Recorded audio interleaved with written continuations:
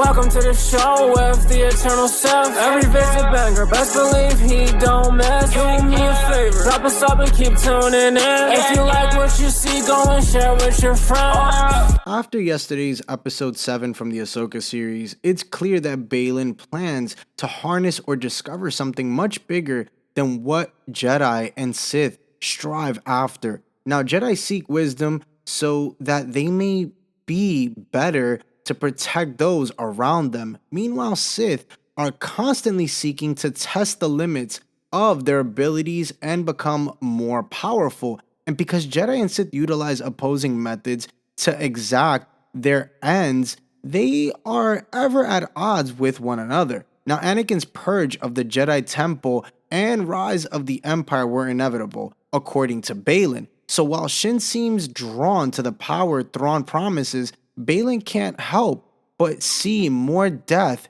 and destruction in that path. And in the latest episode, Baylan parts ways with Shin and tells her that his path lies in a different direction than Thrawn's. This is a strange move for sure, and up until now, he seemingly had grand plans for his Padawan. Nevertheless, he suddenly decides to abandon her in favor of chasing the folktales that drive him, which was interesting to see in this series and definitely took a left turn. And either he's curious about the truth behind the ancient children's stories he heard at the temple, or the things he's seeking has possessed and overtaken him. In any case, Baylan has officially become a rogue element in Thrawn's game against Ezra, Ahsoka, and Sabine. Now, the most popular and prevalent theory behind what Baylan seeks lies in Star Wars legends, and that is of Abeloth, the bringer of chaos, was once known as the most powerful dark side entities in all of Star Wars. So powerful, in fact,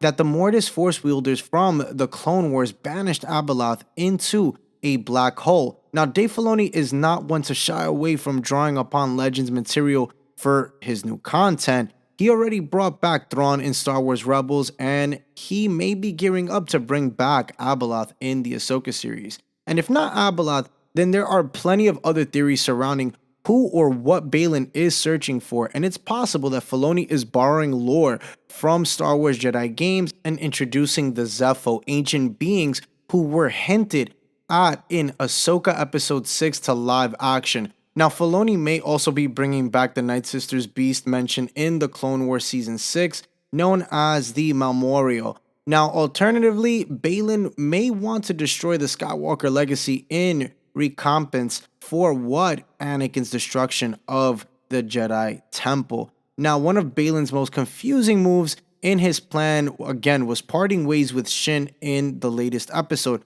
But however, it may have been the kindest thing that he could do for her. He's tried to infuse her with the same fascination he has for the ancient folktales about Peridia's forgotten power, but she seems uninterested, and in episode 6, she tells him that sometimes stories are just stories, and is instead more interested in their alliance with Thrawn. Despite Baylan trying to show her that there's more to life than struggling for power, she can't comprehend the lesson he's trying to teach. And it's not so much that Baylan doesn't need Shin for his plan, but more so that he knows dragging her along isn't what she wants. And during their parting, he tells her that her ambition for power is what's driving her down a different path than him. And she wants to earn a place in Thrawn's empire since it promises immediate victory. Meanwhile, we know Baylan seeks to end the cycle by awakening the power hidden on Peridia.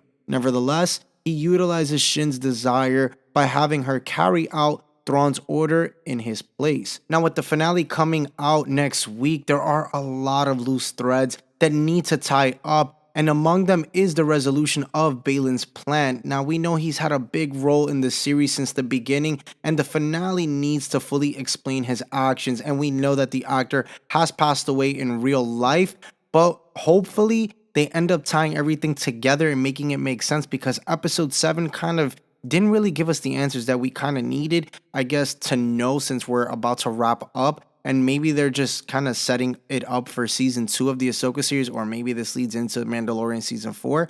Who really knows? But there are going to be a lot of unanswered questions, I feel like, if episode 8 doesn't deliver. And this is definitely one that is concerning. Do they do a recast? Do they end up using CGI? We really don't know. And this is the part that is scary for the future of Balin's character and to see his plan kind of go out. Or would it be maybe that they just end up not really showing what his character does? And, since he passed away, they kind of just let it be. And maybe Shin is the one who carries out his legacy.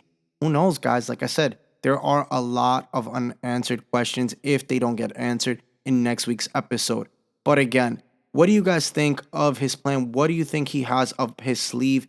Who do you think that he does seek out when he finds whatever it is that he is finding that is much bigger than what the Jedi and Sith could ever even strive for? Thank you so much for tuning in today. Make sure to hit that like and subscribe button. Make sure to join the membership program. And again, guys, catch you guys in the comment section later.